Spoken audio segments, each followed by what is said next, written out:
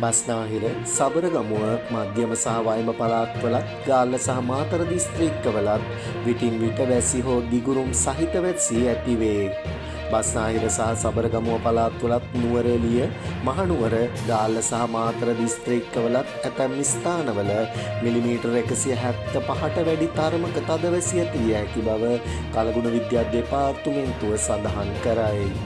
උතුරු මැද පළාතේ මන්නාරම සහ හම්බන්තොට දිස්ත්‍රික්කවලත් වැසි වාර කීපයක් ඇති විය හැකිය.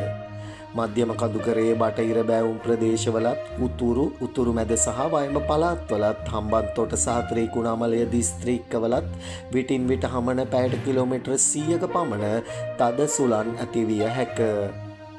දිවයිනේ සෙසු ප්‍රදේශවල විටින් විට හමන පැයට කිලෝමීටර් 50-70ක් අතර පමණ තරමක තද සුළං ඇතිවිය හැක.